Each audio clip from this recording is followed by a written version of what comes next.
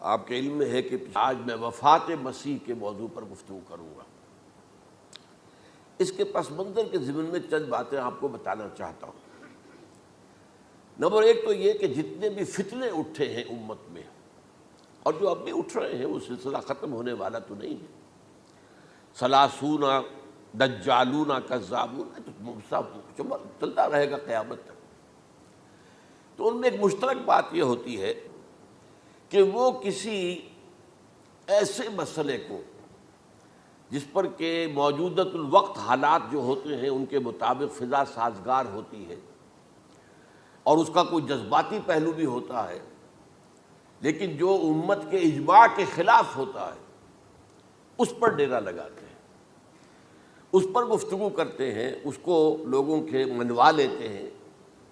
اس کا نتیجہ کیا ہوتا ہے کہ چونکہ وہ چیز مجمع علیہ ہوتی ہے، امت کا اجماع ہے 1400 برس سے، اب اگر اس شے کو انہوں نے غلط ثابت کر دیا اپنے زوم میں، اور عام لوگوں سے کہ جو صاحب علم نہیں ہے، کہ جو نہیں سمجھ سکتے بات کو، اس سے منوا لیا، اس کا مطلب ہے کہ اب اس شخص کے معتقد ہو گئے اور اسلاف سے منحرف ہو گئے کہ یہ تو بے وقوف سے سب لوگ، یہ سارے ہمارے علماء، یہ سارے محدثین، یہ سارے مفسرین، یہ سب بے وقوف تھے، یہ بات بھی نہیں کر سکے۔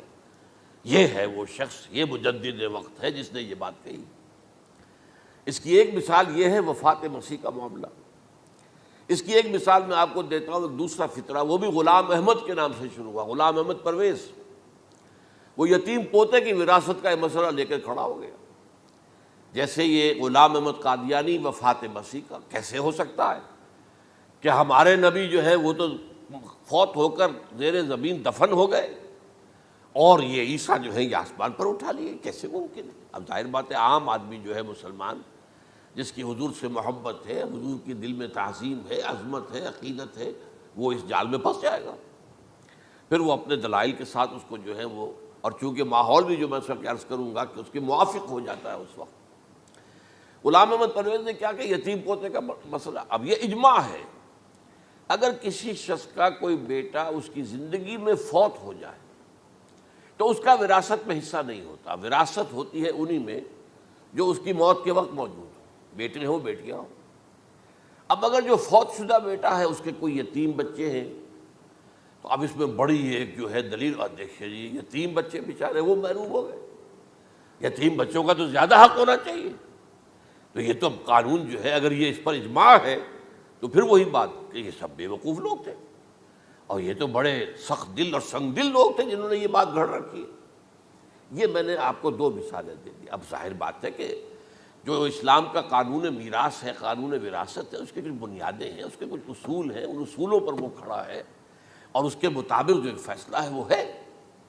تو بہرحال یہ میں نے آپ کو مثال دی ہے کہ کسی ایسے مسئلے کو لے کر اس پر ڈیرا لگا لینا، مورچہ بنا لینا، اس سے اپنی عقیدت پیدا کر لینا، اسلاف سے برگشتہ کر دینا کہ یہ کوئی لوگ سمجھدار نہیں تھے، یہ بے وقوف لوگ تھے، جاہل لوگ تھے۔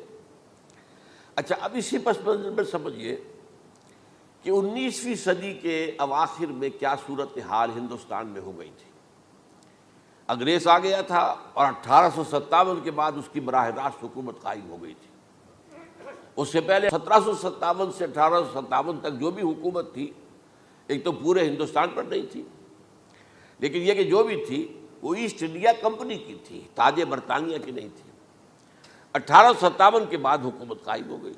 اب ظاہر بات ہے کہ جب انگریزوں نے فتح کیا ہمیں تو ہم پر روب طاری ہوا کہ نہیں۔ پھر جو زندہ قومیں ہوتی ہیں ان میں کچھ اچھے اوصاف ہوتے ہیں، ان کے اندر فرض شناسی ہے، ان میں دیانت داری ہے۔ انگریز ڈپٹی کمشنر تھا، 9 بجے کا وقت ہے تو ٹھیک 9 بجے دفتر میں موجود ہوگا۔ ہمارے لوگ جو آ رہے ہیں لیٹ آرام سے، لیکن یہ ہے کہ ان کی یہ چیزیں جو ہوتی تھی، پھر بات اگر کی ہے تو اس کو پورا کیا ہے، تو اس حوالے سے ان کا رعب ہوتا ہے۔ اسی طور پر اس زمانے میں ایک صورت یہ پیدا ہو گئی کہ نیوٹن کی فزکس آ گئی، اب معلوم ہوا کہ یہ تو گویا کہ آسمان کی وحی سے بھی زیادہ معتبر ہے۔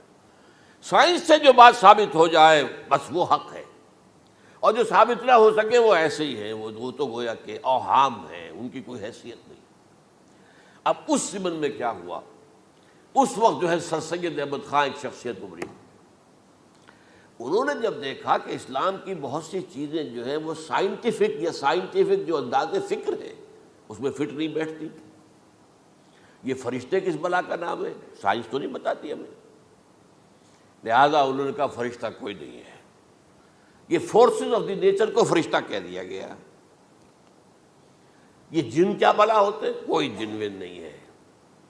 وہ تو سائنس کی اس میں تو نہیں آتے، دکھائی نہیں دیتے، کوئی جن نہیں. یہ تو جو مشتعل مزاج کے لوگ ہوتے ہیں انسان، ان کو جن کہہ دیا گیا کہ وہ آگ سے پیدا ہوئے. جیسے ہم کہہ دیتے ہیں فلاں شخص غصے میں آگ بگولا ہو گیا، تو آگ تھوڑی ہو جاتا. یہ تو استعارہ ہے. اس طرح یہ جو معجزات ہیں یہ کوئی شے نہیں، ان کی بھی فزیکل توجیحات. یہ حضرت موسیٰ جب پار ہوئے اپنی قوم کو لے کر سمندر کے، تو یہ کوئی معجزہ نہیں تھا. یہ کوئی حضرت موسیٰ کی ضرب کی وجہ سے پھٹا نہیں تھا سمندر، بلکہ وہ تو مد و جزر کا معاملہ تھا. جس وقت سمندر اترا ہوا تھا، جزر میں تھا، تو موسیٰ اپنی قوم کو لے کر گزر گئے. جب فرعون آیا اپنے لشکر کے ساتھ تو سمندر مد پر آ گیا، چڑھ آیا، لہذا وہ ہلاک ہو گئے. تو معجزات کا انکار، ان تمام کے اندر ایسی فضا پیدا ہو گئی تھی کہ جو عقلی اور سائنٹیفک، عقلی سے آگے بڑھ کر، ایک تو عقلی ہوتا منطقی، ایک ہے عقلی سائنٹیفک، کہ اس کے حوالے سے جو چیز اسلام کی فٹ نہیں بیٹھی، جیسے کہ آپ کہتے ہیں round peg in a square hole اور square peg in a round hole. اب اسکوئر پیگ ہے، راؤنڈ ہول ہے، تو آپ کو اس کے کونے تراشنے پڑیں گے تب وہ اس ہول میں جائے گا.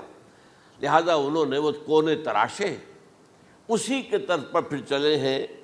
جو آپ کو معلوم ہے علامہ مشرقی، انہوں نے بھی جب شروع کیا اپنا دھندا، تو ان کے پہلے کتابچے کیا تھے؟ مولوی کا غلط مذہب نمبر 1، مولوی کا غلط مذہب نمبر 2، مولوی کا غلط مذہب نمبر 3. چھوٹے چھوٹے کتابچے شائع کر رہے ہیں. مولویوں سے علماء سے برگشتہ کر دیا.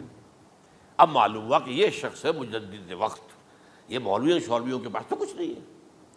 اسی کا معاملہ پھر وہ انکار حدیث کی شکل میں آیا، جن میں کہ ایک بڑی شخصیت جو ہے وہ غلام احمد کی، غلام احمد پرویز، کیونکہ اللہ تعالیٰ نے اسے صلاحیت دی تھی، اچھا انشا پرداز تھا، لکھنا اچھا آتا تھا، بولتا بھی اچھا تھا. تو ظاہر بات ہے فتنہ وہی شخص پیدا کر سکتا ہے جو باصلاحیت ہو. جس میں کوئی صلاحیت نہیں وہ کیا فتنہ پیدا کرے گا؟ وہ نہ دنیا میں کوئی ترقی کرے گا، نہ دین میں کرے گا، نہ فتنہ انگیزی کر سکے گا. وہ تو جیسا بھی ہے معاملہ عام معمول جو ہے لوگوں کا، جیسی بھیڑ چال چل رہی ویسے چل جائے گا. تو اس فضا میں اصل میں غلام احمد پرویز نے جو ڈیرا لگایا وہ وفات مسیح پر تھا. یہ سب غلط ہے. یہ کہ مسیح زندہ آسمان پر اٹھا لیے گئے، کیسے ممکن ہے؟ ممکن ہے یہ کوئی الہونی بات ہے؟ سائنس اس کو مان سکتی ہے؟ وہ تو اصل میں ٹھیک ہے. ان کا کہنا کیا ہے کہ مسیح کو سولی تو چڑھایا گیا تھا، لیکن وہ اس پر مرا نہیں، فوت نہیں ہوا، موت واقع نہیں ہوئی. پھر جب اس کو اتار لیا گیا تو وہ زخمی تھا، مجروح تھا، لیکن تھا زندہ. پھر اس کو غار میں رکھ دیا گیا. پھر اس کے جو معتقدین تھے انہوں نے اس کی مرہم پٹی کی، اس کا علاج کیا. پھر وہ ٹھیک ٹھاک ہو کر پھر وہ وہاں سے چلا گیا، وہاں چھوڑ گیا اپنے اس شہر کو، یروشلم کو، اور اس ملک کو، فلسطین کو، اور پھر وہ آ گیا کشمیر میں. اور کشمیر میں وہ فوت ہوا. اس کی قبر موجود ہے. کسی قبر کی کوئی پرانی بوسیدہ قبر کا نام لے لیا، فلاں قبر جو ہے وہ عیسیٰ ابن مریم کی. یہ ہے سارا معاملہ. اب ظاہر بات ہے کہ چونکہ ایک انسان کا زندہ آسمان پر اٹھایا جانا، وہ جو سائنسی ذہن ہے وہ اس کو نہیں مانے گا. چاہے قرآن مجید کے اندر تو خرق عادت اور بھی بہت سے ہیں. آخر اصحاب کہف 300 برس تک سوتے نہیں رہے. یہ کوئی سائنس کے حساب کتاب سے صحیح ہے؟ یا یہ ہے کہ حضرت عزیر علیہ السلام 100 برس تک مردہ رہے پھر زندہ کر دیے گئے؟ ان کا گدھا بھی زندہ کر دیا گیا جیسا کہ سورہ بقرہ میں آیا. لیکن ان کا کھانا جو ہے وہ صحیح رہا، اس کو مسا نہیں، اس میں کوئی بدبو نہیں آئی. تو واقعات ہوتے ہیں ایسے. اللہ تعالیٰ جو چاہے کرے. خرق عادت ٹھیک ہے، فطری قانون جو بھی ہے، جو لاز آف دی نیچر اللہ نے بنائے ہیں اور اس کے مطابق ہی دنیا چل رہی ہے. لیکن اللہ تعالیٰ کے ہاتھ ٹوٹ نہیں گئے، بند نہیں ہو گئے، اختیار ختم نہیں ہو گیا. میں کیا کروں؟ میں تو قانون بنا بیٹھا، اب تو میں کچھ نہیں کر سکتا. میں تو قانون بنا چکا ہوں کہ آگ جلاتی ہے. اب اگر ابراہیم کو آگ میں ڈال دیا تو میں تو نہیں بچا سکتا، اس لیے کہ قانون ہے، وہ میرا بنایا ہوا قانون. لیکن ہم یہ سمجھتے ہیں ہمارا ایمان ہے اللہ تعالیٰ جو ہے وہ قادر مطلق ہے، وہ جب چاہے اپنے ہی بنائے ہوئے کسی قانون کو توڑے۔ اسی کو کہتے ہیں خرق عادت۔ خرق کے معنی ہوتا ہے پھاڑ دینا، توڑ دینا۔ جیسے کہ وہ سورہ کہف میں لفظ آتا ہے کہ وہ حضرت موسیٰ کو جن کے پاس بھیجا گیا تھا بزرگ کے پاس، انہوں نے اس کشتی کا جس میں وہ سوار تھے اس کا ایک تختہ پھاڑ دیا، توڑ دیا، خرقہ۔ تو خرق عادت، عادت سے مراد کہ عام عادی قانون، laws, physical laws, chemical laws جو بھی دنیا میں چل رہا ہے، بایولوجیکل لاز، ان کو جب چاہے اللہ توڑے اور اپنی خصوصی مشیت کا اس کے اندر اظہار کر دے۔ اب اس سلسلے میں جو میں نے آیات آپ کو سنائی ہیں اور اسی طرح کی کچھ اور آیات بھی ہیں، ان میں قادیانی نے اور قادیانیوں نے اصل ڈیرا لگایا ہے لفظ وفات پر۔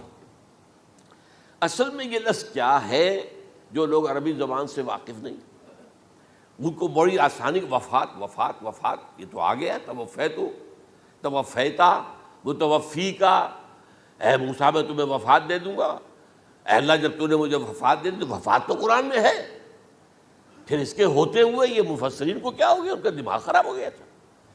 یہ تمام محدثین جو ہیں اتنی عقل بھی نہیں تھی ان میں۔ تو یہ وہ بات جو میں پہلے بیان کر چکا ہوں۔ اب میں آپ کو بتاتا ہوں اصل میں عربی زبان کا قاعدہ۔ عربی زبان کے اندر ایک سے حرفی روٹ ہوتا ہے، اس سے الفاظ بنتے چلے جاتے۔ مختلف کھانوں میں پانی ہے، پانی کو آپ نے گلاس میں ڈال دیا، کوئی اور شیپ ہو گئی، کپ میں ڈالا کوئی اور شیپ ہو گئی، اور تشت میں ڈالا کوئی اور شیپ ہو گئی، شیپ تو بدل جائے گی، ہے تو وہی کا وہی پانی۔ تو اسی طریقے سے مثلاً میں مثال دے رہا ہوں آپ کو، علم یعلم، علم، کسی شے کو جان لیا، عالم یعلم، اعلامن، کسی کو کچھ بتا دیا، علمہ خود جان لیا، اور عالم یعلم اعلامن، کسی کو کچھ بتا دینا، علم یعلم تعلیمن، کسی کو کوئی بات بڑی اچھی طرح ذہن نشین کرانا، بار بار دہرانا، سمجھا دینا، یہ تعلیم ہو گئی۔ تعلم یتعلم تعلمن، خود علم حاصل کرنا۔ اب علم یعلم سے عالم بنا، اور علم یعلم سے معلم بنا، اور تعلم یتعلم سے خود علم حاصل کرنا، اس سے متعلم بنا، متعلم جو کہ علم حاصل کر رہا ہے۔ اسی طرح استعلام، علم حاصل کرنا، کسی چیز کے بارے میں جسے ہندی میں کہتے جانکاری حاصل کر لینا، اویئرنیس حاصل کر لینا۔ اب وہی لفظ ہے علم۔ اب کہیں آپ اس کے مادے کو دکھا کر اور اس کے معنی میں الٹ پھیر کریں گے تو جو شخص عربی زبان سے واقف نہیں وہ تو نہیں جانے گا اس کو۔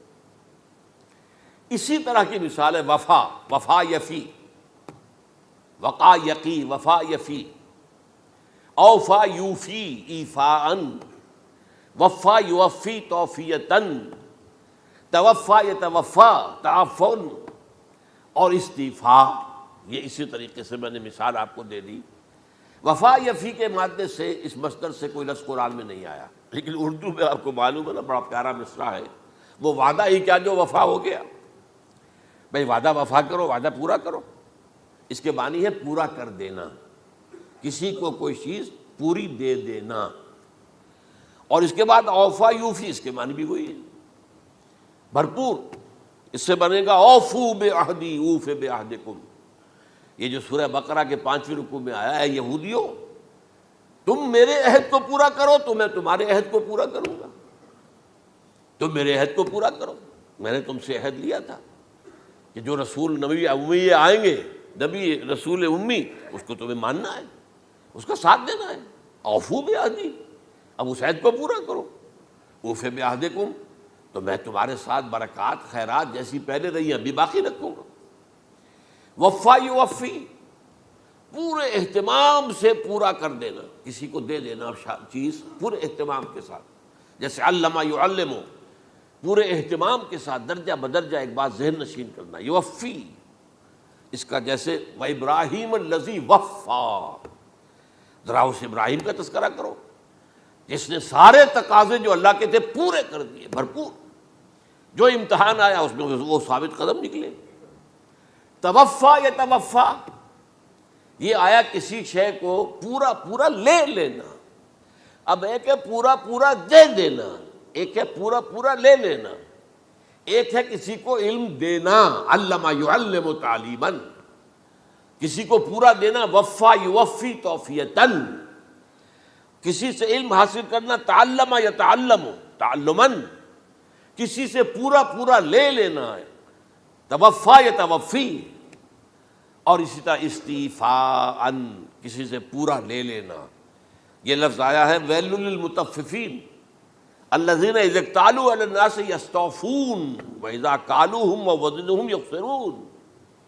ہلاکت و بربادی ہے ان ڈنڈی مارنے والوں کے لیے جو جب تول کر لیتے ہیں تو پورا لیتے ہیں، اور جب دیتے ہیں تو اس میں کمی کر دیتے ہیں، ڈنڈی مار جاتے ہیں۔ الا یظن اولئک انہم مبعوثون، کیا انہیں یاد نہیں رہا ہے کہ یہ دوبارہ اٹھائے جائیں گے، اللہ کے سامنے کھڑے ہوں گے، حساب ہوگا پورا پورا پیسے پیسے کا۔ تو یہ میں نے آپ کو اس گردان سے بتا دیا کہ ایک ہی لفظ جو ہے وہ کتنے معنی دے رہا ہے۔ مادہ ایک ہے، وفا یوفی پورا کر دینا، اوفا یوفی پورا کر دینا، لیکن توفا یتوفی پورا لے لینا، استیفاء پورا لینا، اذا اکتالوا علی الناس یستوفون واذا کالوہم ووزنوہم یخسرون۔ اب دیکھیے اس میں قرآن مجید جو ہے اس کے ضمن میں سب سے جو فیصلہ کن آیت ہے وہ سورہ زمر کی ہے، اور یہ جو میں نے پچھلی مرتبہ بھی آپ سے کہا تھا، لا یاتیہ الباطل من بین یدیہ ولا من خلفہ، قرآن پر باطل حملہ آور ہو ہی نہیں سکتا، نہ سامنے سے نہ پیچھے سے۔ اب دیکھیے یہ ساری آیتیں جن میں حضرت مسیح کا ذکر ہے اور وفات کا لفظ جو ہے مختلف صورتوں میں استعمال ہوا ہے، اس میں سورہ زمر جو کہ مکی صورت ہے اس میں ہے وہ کانٹے دار آیت جس سے مسئلہ حل ہوتا ہے۔ وہ کیا ہے؟ وہ میں نے آپ کو سنائی ہے، اللہ یتوفی الانفس حین موتہا، اللہ قبض کر لیتا ہے، لے لیتا ہے نفس کو اس کی موت کے وقت، واللتی لم تمت فی منامہا، اور جس کے مرنے کا وقت نہیں آیا، مرا نہیں ہے، اس کی نیند میں لے لیتا ہے۔ فیمسک التی قطع علیہ الموت، تو جس پر موت کا فیصلہ ہو چکا ہے اس کو تو روکے رکھا ہے، موت کے وقت لیا اور روکے رکھا، اور ویرسل الاخری الی اجل مسمی، اور جو دوسرے ہیں جن کی موت کا وقت نہیں آیا ان کو مؤخر کر دیتا ہے، واپس کر دیتا ہے، لوٹا دیتا ہے۔ اب سوال یہ، نیند میں کیا چیز اللہ لیتا ہے؟ کیا جان لیتا ہے؟ جائز بات نہیں، شعور نہیں چلا گیا۔ ایک ہے انسان کا شعور، وہی تو سب سے اعلیٰ شے ہے، سب سے اونچی چیز تو وہی ہے۔ یہ شعور ختم ہو گیا تو انسان کہاں رہا؟ اس کے نیچے جو کچھ ہے وہ تحت شعور ہے، سب کانشیس مائنڈ۔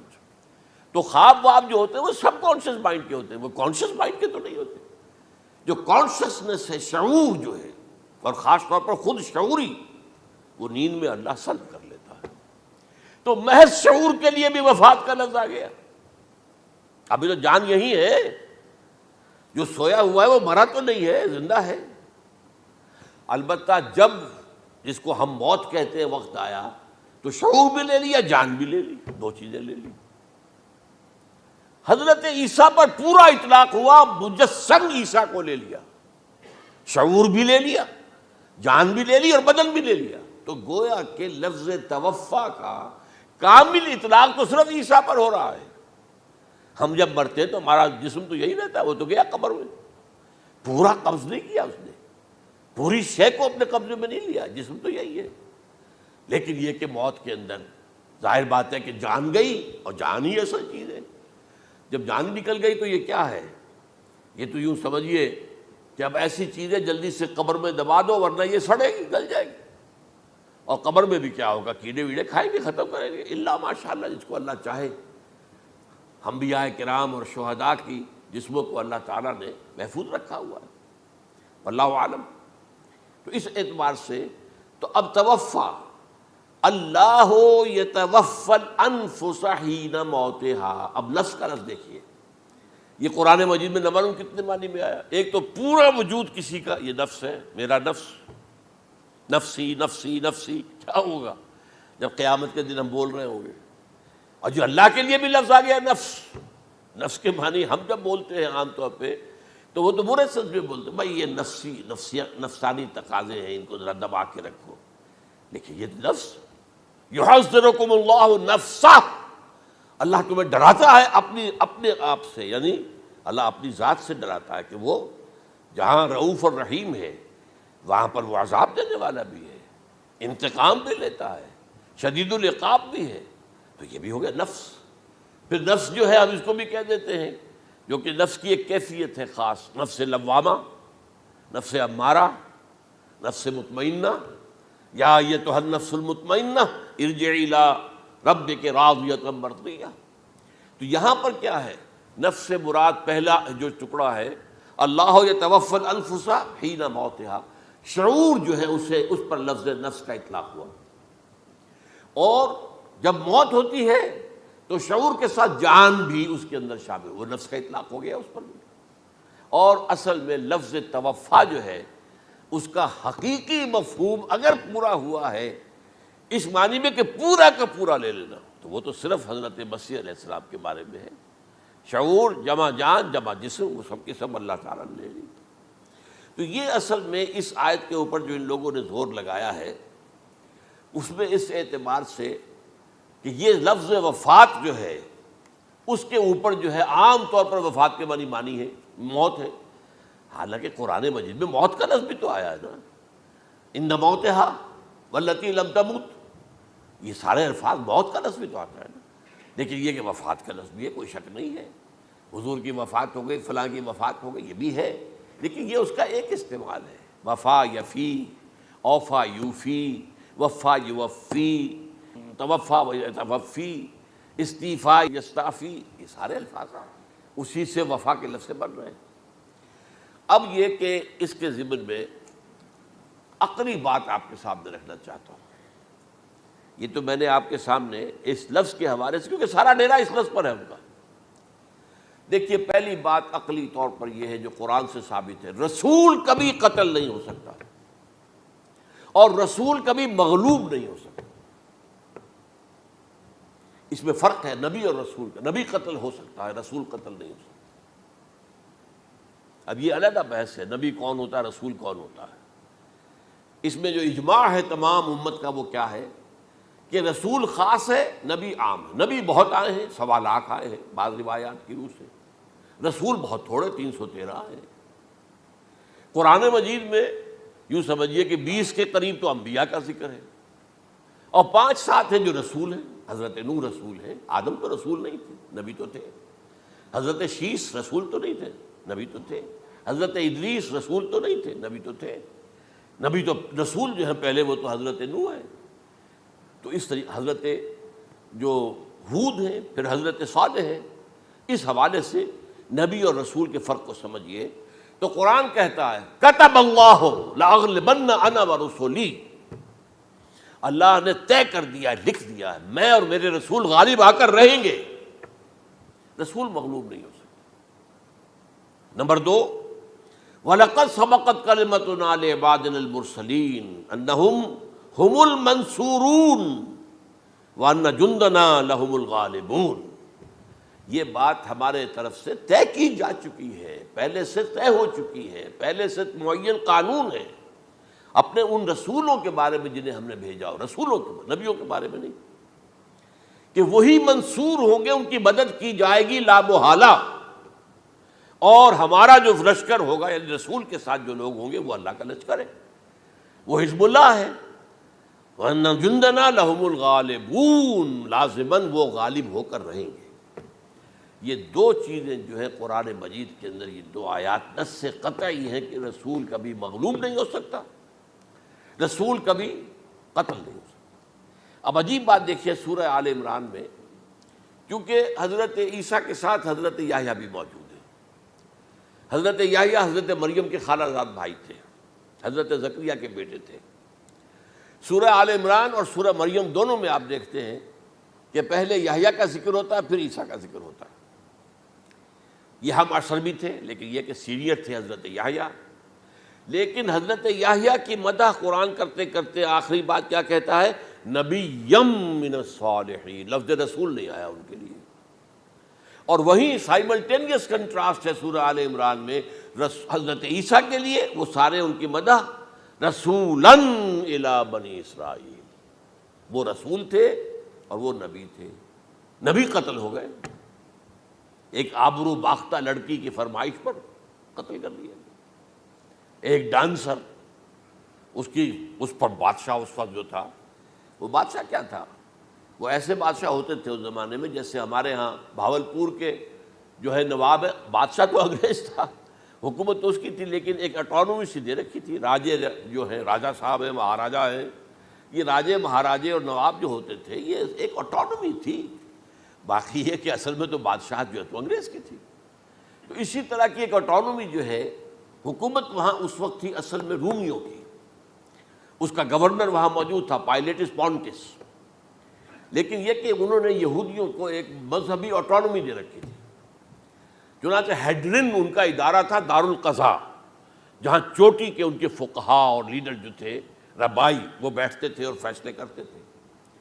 کسی مذہبی معاملے میں جو فیصلہ وہ کر دیتے تھے یہ ان میں معاہدہ تھا، وہ فیصلہ جو ہے وہ پھر ایگزیکیوٹ کیا جائے گا، وہ فیصلہ آخری ہوگا ان کا۔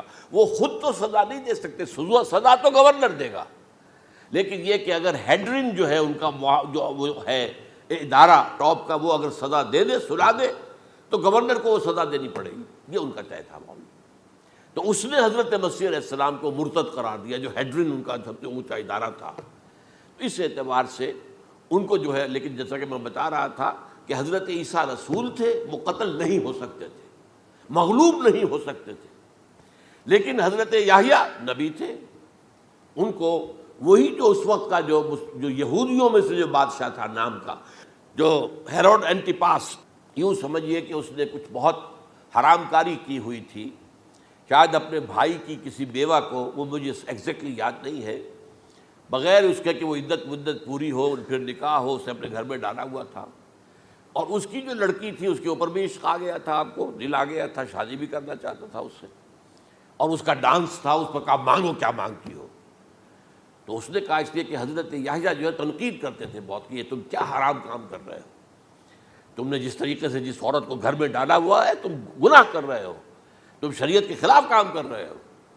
اس کو کہا تھا یو ڈاٹر آف سن، اس لڑکی کو کہا تھا تم جو کہ گناہ کی بیٹی ہو، اور وہ ناراض تھے، اور وہ ملکہ بھی جو تھی اس وقت تھی، اور یہ اس کی بیٹی بھی بہت ناراض تھے۔ تو انہوں نے کہا، مجھے وعدہ لے لیا کہ دیکھو جو کہہ رہے ہیں، جو مانگوں گی مانگنا پڑے گا، ہاں مانگوں گا، مجھے یحییٰ کا سر چاہیے۔ ایک دفعہ تو وہ کانپ گیا، اسے اندیشہ تھا کہ اگر یحییٰ کو میں نے قتل کر دیا تو یہودیوں کے اندر ہو سکتا بغاوت ہو جائے، لیکن پھر اس نے پھر تانا دیا، تم کیسے بادشاہ ہو، اپنا وعدہ پورا نہیں کرتے۔ پھر انہوں نے کہا ٹھیک ہے، حکم دیا، اور وہ جیل میں تھے پہلے سے ہی، وہاں گیا اور جو ہے ان کا سر قلم کیا، لا کے پیش کر دیا۔ تو نبی جو ہیں جن کی بڑی مدح ہوئی ہے سورہ مریم کے اندر، جب آپ پڑھیں گے تو ان کی شان جو ہے، لیکن نبی تھے، صرف رسول نہیں تھے۔ اور حضرت عیسیٰ رسول تھے، رسول قتل نہیں ہو سکتا، نبی قتل ہو سکتا۔ تو یہ قاعدہ جو ہے وہ بھی قرآن نے اس سائملٹینیس کنٹراسٹ کے حوالے سے سورہ آل عمران میں حضرت یحییٰ اور حضرت عیسیٰ کا تقابل کر کے بتا دیا۔ تو ایک تو بات یہ ہے کہ اس اعتبار سے میں جو آپ کو آیت سنا چکا ہوں، یہ جو جرائم جو ہے سورہ نساء کے اندر یہودیوں کے اللہ تعالیٰ نے بیان کیے ہیں، ان میں سے یہ بھی ہے وَقَوْلُهُمْ إِنَّا قَتَلْنَا الْمَسِيحَ عِيسَى ابْنَ مَرْيَمَ، اور ان کا یہ کہنا کتنا بڑا جرم ہے جو یہ کہہ رہے ہیں ہم نے عیسیٰ ابن مریم کو قتل کر دیا۔ لیکن یہاں ایک عجیب کیفیت ہے، رسول اللہ کے رسول کو، عام طور پر اس کی کنسٹرکشن کو لوگ سمجھے نہیں ہیں، وہ سمجھتے شاید انہوں نے خود ہی کہا رسول اللہ، انہوں تو رسول اللہ کہتے تو قتل کیسے کرتے؟ یہ اللہ نے کہا، اچھا ان کا کہنا یہ ہے کہ اللہ کے رسول کو قتل کر دیا۔ وَقَوْلُهُمْ إِنَّا قَتَلْنَا الْمَسِيحَ عِيسَى ابْنَ مَرْيَمَ رسول اللہ، ان کا یہ کہنا کہ ہم نے عیسیٰ ابن مریم کو، مسیح کو قتل کر دیا، وہ اللہ کے رسول کو۔ وَمَا قَتَلُوهُ وَمَا صَلَبُوهُ، انہوں نے نہ اسے قتل کیا، نہ سولی پہ چڑھایا، ولیکن شبہ لہم، بس مشابہت پیدا کر دی گئی ان کے لیے، شبہ میں ڈال دیا گیا ان کو۔ وَإِنَّ الَّذِينَ اخْتَلَفُوا فِيهِ لَفِي شَكٍّ مِّنْهُ، اور جو لوگ اختلاف کر رہے ہیں ان کے بارے میں وہ بس شکوک میں مبتلا ہیں۔ مَا لَهُم بِهِ مِنْ عِلْمٍ، ان کے پاس کوئی علم نہیں ہے، إِلَّا اتِّبَاعَ الظَّنِّ، صرف گمان کی پیروی کر رہے ہیں۔ وَمَا قَتَلُوهُ يَقِينًا، اور ہرگز قتل نہیں کیا۔ یہ کلیئر سورہ نساء کی آیت نمبر 157۔ اب یہاں ایک سوال پیدا ہوتا ہے، پھر کون قتل ہوا؟ واقعہ تو ہوا ہے، سولی کا واقعہ ایک ہسٹوریکل واقعہ ہے، پھر کون صلیب پہ چڑھا؟ حضرت عیسیٰ تو صلیب پر نہیں چڑھ سکتے، اس لیے کہ صلیب کی موت کو سمجھا جاتا تھا بہت ذلت کی موت ہے، بہت حقارت کی موت ہے، بہت ملعون موت ہے۔ تو جب عیسیٰ مغلوب نہیں ہو سکتے تو صلیب پہ کیسے چڑھا دیے جائیں گے؟ قتل ہونا تو بعد میں ہوگا نا، پہلے تو آپ صلیب پر لٹکائیں گے اس کو نا، تب وہ جب مرے گا تو کہیں گے قتل بھی ہو گیا، ہم نے قتل کر دیا۔ صلیب کیا ہوتی تھی یہ معلوم ہے آپ کو؟ ایک لمبی لکڑی، ایک جو ہے ٹرانسفرس آ جائے گی اس کے اوپر، اور اس میں سے یہ ہے کہ اس کے دونوں، ایک شخص کے جو ہے دونوں ہاتھ وہ نیل کر دیے جاتے تھے، یہ جو اوپر جو ہے کراس کا جو نشان ہے وہ کیلیں ٹھوک کر لگا دیے گئے، اور پاؤں دونوں جو ہے وہ پیروں کے اندر کیلیں ٹھوک کر وہ اس لمبی لکڑی کے ساتھ جو نیچے سے آ رہی ہے اس میں لگا دیے۔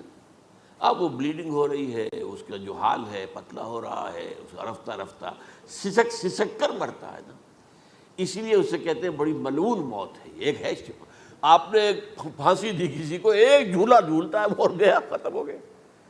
آج کل تو کیا ہوتا ہے، کرسی پہ بٹھایا، ذرا کرنٹ چھوڑا اور گئے صاحب، کوئی ٹیکا لگایا پتہ ہی نہیں چلا اور پیٹ ٹیکے کے ساتھ آدمی مر گیا، تو یہ بھی ہوتا ہے۔ لیکن یہ کہ بدترین موت جو ہے صلیب کی موت ہے۔ تو یہ واقعہ تو ہوا ہے صلیب کا، لیکن یہ کہ کون مرا؟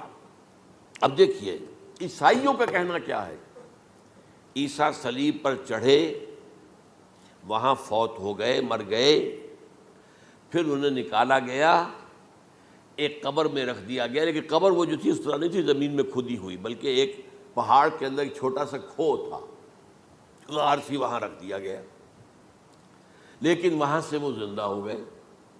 اگلے دن جب لوگ آئے تو دیکھا وہ قبر تو خالی ہے، عیسیٰ کہاں گئے؟ وہ زندہ ہو کر آسمان پر اٹھا دیے گئے، اور آسمان پر جانے سے پہلے وہ اپنے حواریین سے ملے بھی تھے، کہا میں زندہ ہوں۔ یہ ہے ان کا عقیدہ، اور اس کے بعد یہ بھی عقیدہ ہے کہ دوبارہ آئیں گے، قیامت کے قریب آئیں گے، یہ بھی عقیدہ ہے۔ ہمارا عقیدہ کیا ہے؟ نہ سولی پر چڑھے نہ قتل ہوئے، بلکہ اللہ نے انہیں اٹھا لیا، بل رفعہ اللہ الیہ، اللہ تعالیٰ نے انہیں اٹھا لیا۔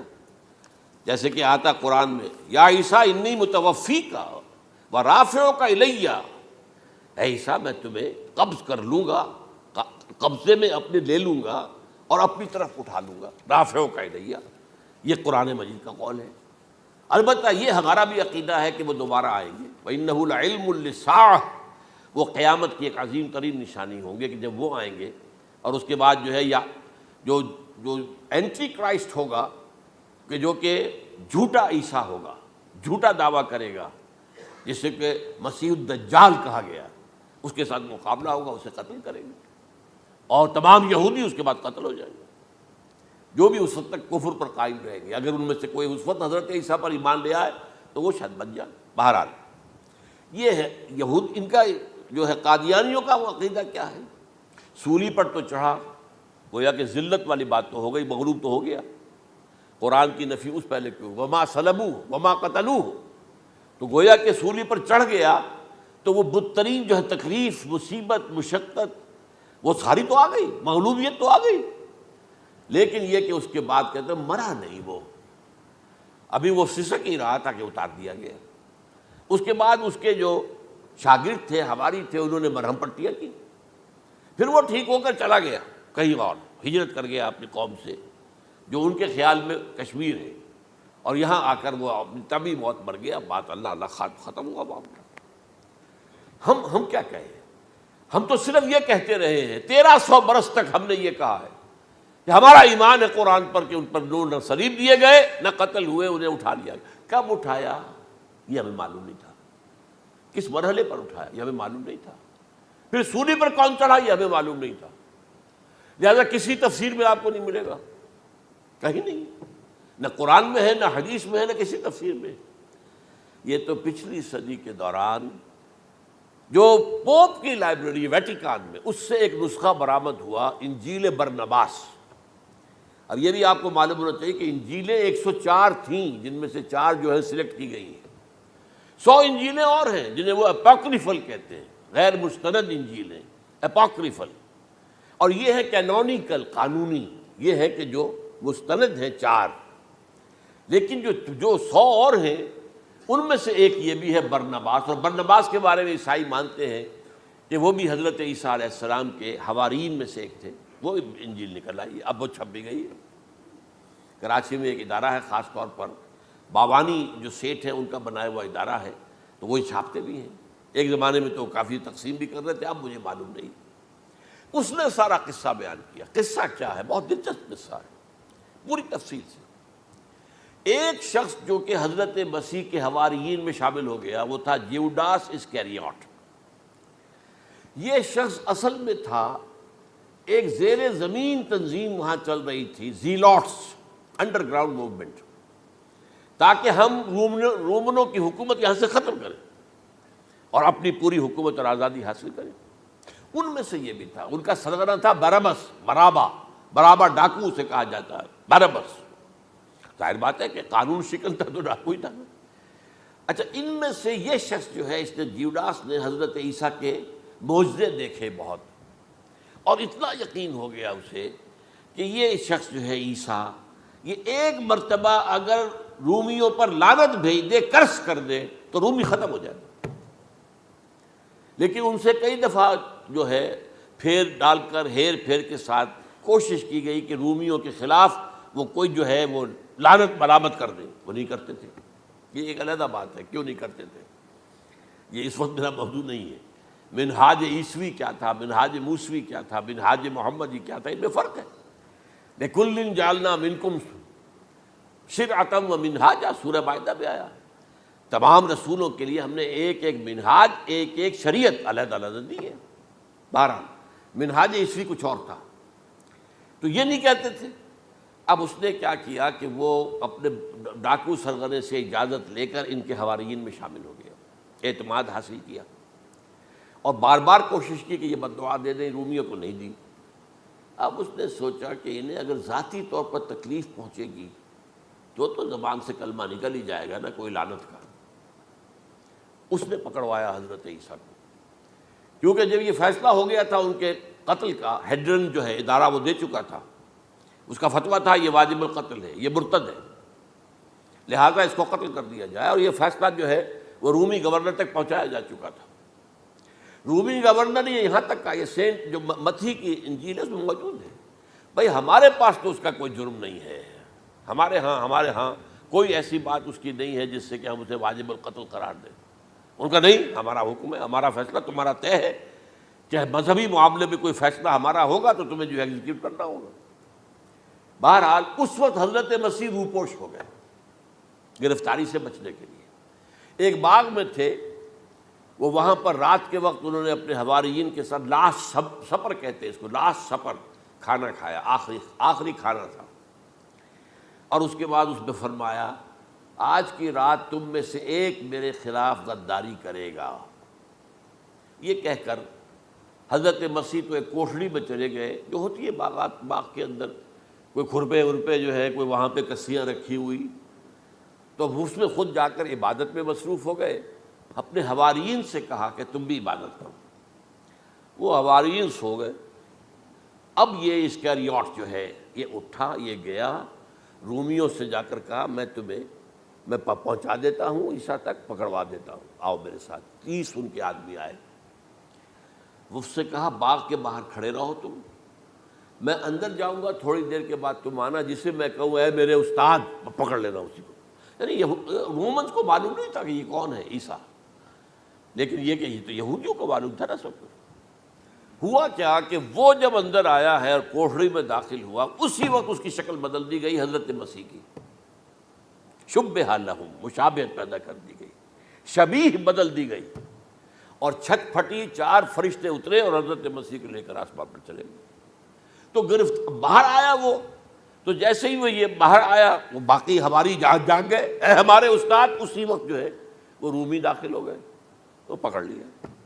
تو اصل میں گرفتار ہوا ہے برنباس کی انجیل کے مطابق یوڈاس اسکریوٹ، وہ سولی چڑھا ہے۔ لعنتی موت اس پر آئی، کیوں آئی ہے؟ غداری کی اس نے، بٹرے کیا حضرت مسیح علیہ السلام کو، تو وہ تو مستحق تھا، کوئی ظلم نہیں تھا۔ اگر عیسیٰ کی جگہ کسی اور کو دے دیا جاتا ایسے کسی کو پکڑ کر تو وہ تو ظلم ہو جاتا نا، اس کا تو کوئی جرم نہیں تھا، تو یہ تو واقعی مجرم تھا۔ وہ سولی چڑھا ہے اور حضرت عیسیٰ کو اٹھا لیا۔ یہ ہے وہ ساری تفصیل جو کہ انجیل برنباس کے اندر موجود ہے۔ The Gospel of our Lord according to Saint Barnabas, یہ اس کا نام ہے۔ ایونجیلیم برنابے، یہ جو ہے یونانی زبان میں اس کا نام ہے یا لیٹن میں۔ بہرحال یہ ہے معاملہ۔ تو پہلی بات تو یہ ہے کہ عقلی طور پر رسول نہ مغلوب ہو سکتا ہے نہ قتل ہو سکتا ہے، ہمارا عقیدہ ہے، وہاں ماں صلبوہ و ماں قتلوہ۔ لیکن یہ کہ اگر یہودی، اگر جو قادیانی مانتے ہیں سولی چڑھ گئے تو صلیب تو ہو گئی، قرآن کی نفی تو ہو گئی، ہاں مرا نہیں، یہ دوسری بات ہے۔ دوسری بات یہ ہے کہ رسولوں کے باب میں اللہ کا قانون کیا ہے؟ اگر کسی قوم کی طرف رسول کو بھیجا اور اس قوم نے بحیثیت مجموعی انکار کر دیا، رد کر دیا، ریجیکٹ کر دیا، پوری قوم ہلاک، اور رسول اور اس کے جو چند ساتھی ایمان لے آتے تھے وہ وہاں سے ہجرت کر کے چلے جاتے تھے۔ لیکن ہجرت کر کے جاتے تھے تو اس کے بعد کسی اور مقام پر کریں گے اہل نظر تازہ بستیاں آباد، پھر وہاں پر ایک قوم انہوں نے جو ہے اپنا مرکز بنایا، ایک نئی امت کھڑی ہو گئی۔ اس کی سب سے بڑی مثال کیا ہے؟ قوم عاد ختم ہوئی حضرت ہود علیہ السلام کو ریجیکٹ کرنے کے باعث، ہلاک کر دی گئی۔ حضرت ہود علیہ السلام اپنے ساتھیوں کو لے کر، یہ قوم عاد تھی عرب کا جزیرہ نماں، عرب کے جنوبی علاقے کے اندر جو اب صحرا ہے، بہت بدترین صحرا ہے، الربع الخالی جسے کہتے ہیں، خالی ہے، وہاں کوئی زندگی کے آثار ہے ہی نہیں، نہ کوئی پتیاں ہیں، نہ کوئی گھاس ہے، نہ کوئی انسان ہے، نہ کوئی حیوان، کچھ نہیں۔ الربع الخالی، بدترین صحرا ہے۔ وہ صحرا ایسا ہے کہ اس کے اندر کوئی چیز ٹکتی نہیں ہے، جو چیز اوپر ہوگی وہ دھستی چلی جائے گی، اندر چلی جائے گی۔ ورنہ عام صحرا کے اندر ریت کے اوپر اونٹ بھی چلتا ہے، انسان بھی چلتے ہیں، لیکن اس میں نہیں۔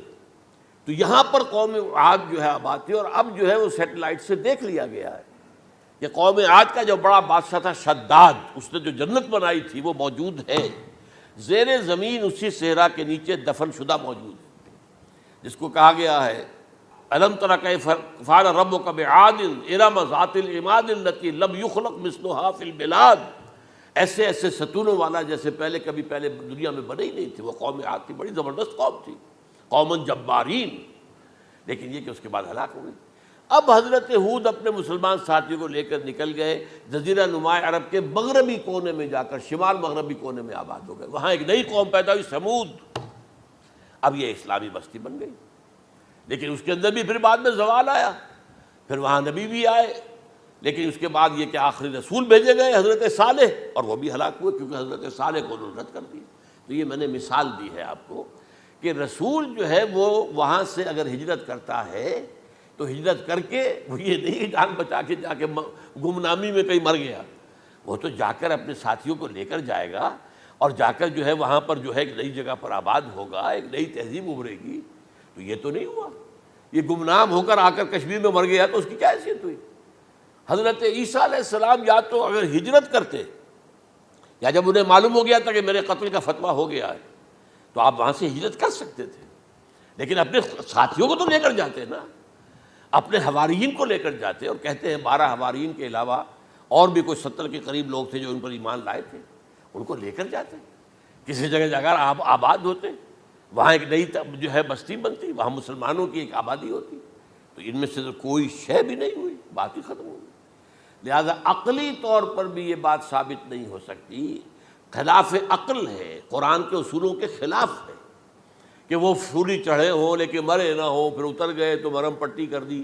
اچھا، کیا رومنوں کو اور یہودیوں کو پتہ نہیں چلا کہ مریم پٹی ہو رہی ہے اس کی اور عیسیٰ مرا نہیں ہے؟ اگر ان کے پتہ چل جاتا تو کیا وہ چھوڑ دیتے؟ اب مرہم پٹی کے بغیر تو 12 جو شخص سولی پر لٹکا رہا ہے وہ تو تقریباً مردہ ہی ہوتا ہے نا، وہ کہ چلیے ہو سکتا ہے کہ کوئی ایسا امکان ہو کہ اس کی نبض ابھی چل رہی ہو اور وہ اتار لیا جائے اور مرہم پٹی کر لی جائے تو بچ جائے، لیکن یہ کہ پھر اس کے بعد وہ اگر وہاں سے ہجرت کرتے تو وہاں سے وہ اپنے حواریین کو لے کر جاتے اور کسی نئی جگہ پر جا کر آباد ہوتے۔ ان دونوں اعتبارات سے یہ بات ناقابل قبول ہے، ناقابل یقین ہے۔ لیکن اسی مسئلے کو لے کر انہوں نے، جو جیسا کہ میں نے بتایا تھا، وفات ہو گئی، کیسے ہو سکتا ہے ہمارے نبی جو سید المرسلین ہے وہ تو زیر زمین دفن ہو گئے اور یہ جو آسمان پر اٹھا لیے گئے، یہ کیسے ہو سکتا ہے؟ بس اس کے اوپر عام لوگ جو ہیں وہ متاثر ہوئے، اور خاص طور پر وہ سائنٹیفک مائنڈ جو بن گیا تھا، تو چونکہ سائنس کے اس خاکے کے اندر وہ بات فٹ نہیں بیٹھتی، لہٰذا ان لوگوں نے اس کو قبول کیا۔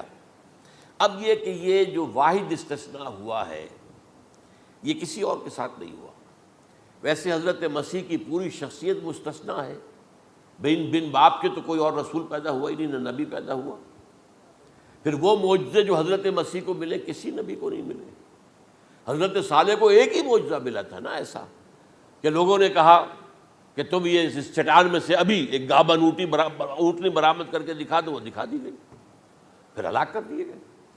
لیکن جو اور معجزے حضرت مسیح کو دکھائے ہیں وہ بچپن میں بولے ہیں، گود میں تھے یا پگوڑے میں تھے، بولے ہیں انی عبد اللہ آتانی الکتاب و جعلنی نبیا۔ یہ بات نہ ہوتی تو حضرت مریم کے کیا حشر کرتی قوم کہ تمہاری بغیر شادی کے یہ کہاں سے لے آئی ہو تم، یہ تو ولد الزنا ہے۔ پھر تو یہ سارا معاملہ جو ہے حضرت عیسیٰ بولے ہیں وہاں پہ، خود وہ بچہ بولا۔ اب اس کے بعد بولنے کی لوگوں کے اندر کیا گنجائش تھی؟ زندہ کو مردہ کر دینا، ثم باذن اللہ، مردہ زندہ ہو گیا۔ اور تخلیق حیات، ایک پرندہ بنانا گارے کا، پھونک مارنا اور اڑتا ہوا پرندہ بن جائے، ایک کوڑی کے جسم پر ہاتھ پھیرنا اور کوڑ ختم، ایک مادرزاد اندھے کی آنکھوں پر ہاتھ پھیرنا اور بینائی آ گئی۔ یہ سارے معجزات، یہ مستثنیٰ شخصیت ہے۔ ان کا یہ استثناء کیوں کیا گیا، یہ بڑی تلخ بات ہے، یہ یاد کر لیجیے، کیونکہ یا تو قوم اسی وقت ہلاک کر دی جاتی جیسا کہ ہوا قوم نوح، قوم ہود، قوم عاد، قوم ثمود، قوم شعیب، یہ ہوا کہ نہیں ہوا؟ اور سدوم اور عمورہ کی بستیاں جہاں حضرت لوط بھیجے گئے، اور آل فرعون جو ہلاک کیے گئے، یا تو پوری قوم ہلاک کی جاتی؟ نہیں، یہ یوں سمجھیے کہ اس پورے معاملے کو درمیان میں سے ایک وقفہ دے دیا گیا، حضرت عیسیٰ کو اٹھا لیا گیا، اور حضرت عیسیٰ دوبارہ آئیں گے۔ یہ کیوں کیا گیا؟ اب اس میں بڑی تلخ بات آپ سے کہہ رہا ہوں، یہ آپ کے لیے قبول کرنا آسان نہیں، حلق سے نیچے اٹھنے کی مشکل سے۔ اس قوم کو زندہ رکھا گیا ہے جو ملعون اور مغضوب علیہم قوم ہے۔ سب سورہ فاتحہ میں مفسرین لکھتے ہیں ضالین، یہ نصارہ ہیں، اور مغضوب علیہم یہ یہودی ہیں۔ اور قرآن کہتا ہے لعن الذین کفروا من اہل الکتاب علی لسان داؤد عیسی ابن مریم، لعنت کی گئی ایک ملعون اور مغضوب قوم کے ہاتھوں۔ آخری امت محمد، اور اس کا بھی بہترین حصہ، اس پر عذاب ان کے ہاتھوں آئے گا۔ عربوں پر عذاب یہودیوں کے ہاتھوں، اس لیے ان کو بچایا گیا۔ یہ میں نے کئی دفعہ واقعہ سنایا، مولانا اصلاحی صاحب بتایا کرتے تھے، کیونکہ وہ راجپوت تھے، یو پی کے راجپوت، مشرقی حصے کے، کہ ہمارے ہاں کوئی نوجوان اگر کوئی بڑی گری ہوئی حرکت کرتا تھا تو اس کے سر پر چمار کے ذریعے، چمار کے ہاتھوں جوتا لگوایا جاتا تھا۔ اگر راجپوت کے سر پر راجپوت کا جوتا گرا تو چلو تکلیف تو ہوئی، لیکن یہ کہ راجپوت کا جوتا گرا ہے نا، پڑا ہے، لیکن راجپوت کے سر پر چمار کا جوتا، جس کو آپ انگریزی میں کہتے ہیں to add insult to injury, وہ تکلیف بھی ہے جوتا کھانے کی اور انسلٹ ہے کہ ایک چمار مار رہا ہے۔ یہ امت سب سے خیر امت ہے، کنتم خیر امت اخرجت للناس۔ اس کے لیے عذاب بھی بدترین آئے گا، اور کن پر آئے گا؟ اس امت کا جو اصل نیوکلیس ہے عرب، جس کے بارے میں حضور کی حدیث موجود ہے ویل للعرب، عرب کے لیے بہت بڑی ہلاکت ہے۔ اور آج ہماری نظر میں آ رہا ہے وہ ملعون اور مغضوب علیہم قوم، ان کے سینے کے اندر خنجر کی طرح بھونکی گئی ہے، اور 30 کروڑ کے قریب عرب بے حمیتی، بے غیرتی، بزدلی، کمزوری، ذلت، مسکرت کی مثال بنے ہوئے۔ کوئی بول سکتا ہے اس اسرائیل کے خلاف؟ کوئی بول سکتا ہے؟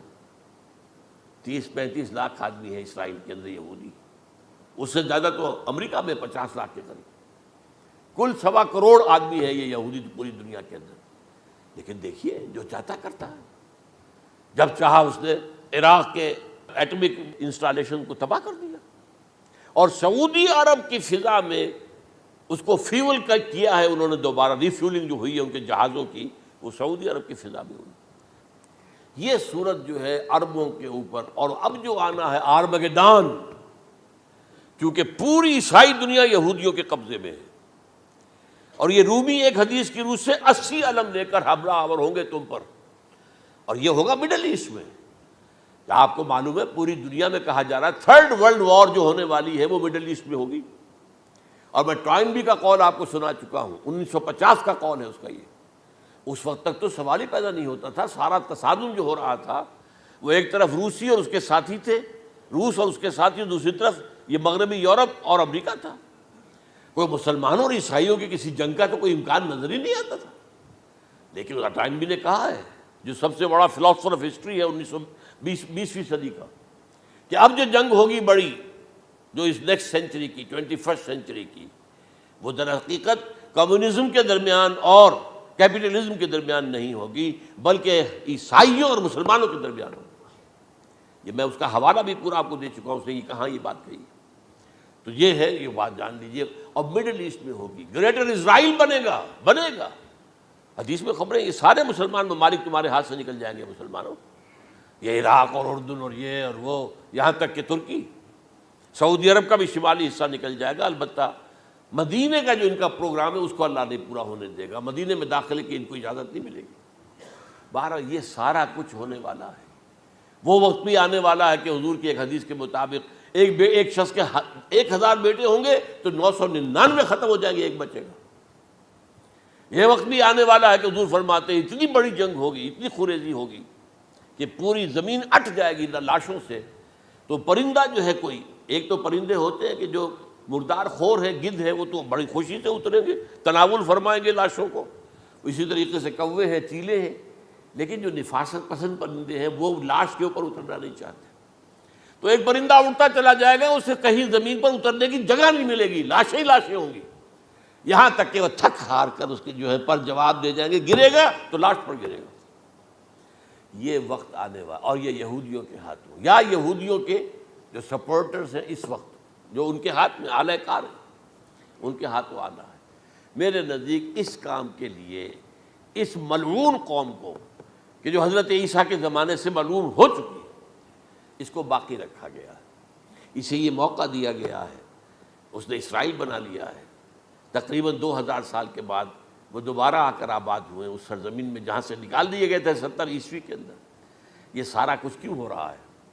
تو در حقیقت میرے نزدیک واللہ عالم حکمت خداوندی اس میں یہ ہے، انہیں روک کر رکھا گیا ہے اور حضرت عیسیٰ کو اٹھا لیا۔ پھر وہی عیسیٰ آئیں گے اور انہی کے ہاتھ میں یہ ہلاک ہوں گے، سوائے اس کے، چونکہ جو ایک میں نے آپ کو کئی دفعہ حوالہ دیا ہے، فلاڈلفیا ٹرمپٹ ایک رسالہ نکلتا ہے پروٹیسٹنٹ عیسائیوں کا، انہوں نے یہ لکھا ہے، اس نے لکھا ہے ایک پرچے کے اندر کہ جب حضرت مسیح آئے گی، اینٹی کرائسٹ ہوگا، وہ لکھا اس نے کہ وہ یہودی ہوگا، حالانکہ وہ پرو یہودی ہے۔ وہ جتنے بھی یہ جو کرسچن زائنسٹ ہیں، یہ تو یہودیوں سے بڑھ کر زائنسٹ ہیں، ان کے بڑے سپورٹرز ہیں۔ تو لیکن اس نے لکھا ہے اینٹی کرائسٹ ول بی اے جیو۔ ابھی کچھ عرصے پہلے آپ کو یاد ہوگا نوسٹریڈیمس کا بڑا چرچا ہو گیا تھا، اس کی جو ہے وہ پیشن گوئیاں، اور یہ کہ ایک مسلمان ہوگا اینٹی کرائسٹ، اور صدام کے بارے میں اشارے کیے جا رہے تھے کہ وہ اینٹی کرائسٹ ہوگا وغیرہ وغیرہ۔ لیکن انہوں نے لکھا ہے کہ وہ اینٹی کرائسٹ یہودی ہوگا، اور اس نے لکھا 80% یہودی قتل ہو جائے گا۔ یہ میں نے ایک تعویل کی ہے اپنے ذہن میں کہ 20% شاید وہ ہوں جو حضرت عیسیٰ کی جو سیکنڈ کمنگ ہے، آمد ثانی کے موقع پر ان پر ایمان لے آئیں اور وہ بچ جائیں۔ لیکن جو بھی حضرت عیسیٰ کا انکاری ہوگا وہ ختم کر دیا جائے گا، جیسے قوم نوح ختم ہوئی، قوم ہود ختم ہوئی، قوم عاد ختم ہوئی، قوم صالح ختم ہوئی، اسی طریقے سے تو یہ قانون خداوندی پورا ہونا ہے۔ بس ایسے ہی ہے جیسے کسی کو پھانسی کا حکم تو ہو گیا ہو لیکن ابھی ایگزیکیوشن نہ ہوئی ہو، ہوتا ہے 2 سال 3 سال گزر جاتے کہ پھانسی کا حکم ہے لیکن یہ کہ اب وہ پھانسی نہیں ہو رہی ہے، وہ اپیلوں در اپیلوں معاملہ چل رہا ہے۔ یہ ہے میرے نزدیک واللہ عالم، اللہ تعالیٰ نے یہ کوڑا ان مسلمانوں کے لیے رکھا ہوا ہے، کیونکہ جن کے رتبے ہیں سوا، ان کی سوا مشکل ہے۔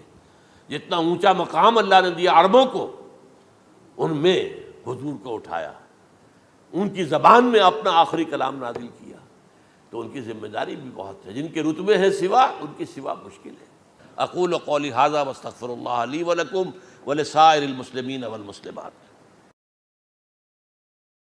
پاسے پاسے چلی جوانی،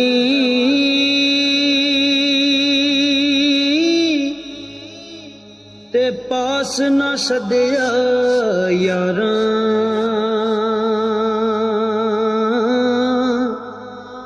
ساتھی کون محمد بخشا، درد ونڈے غم خاراں، مان نہ کریو روپ گنے دا،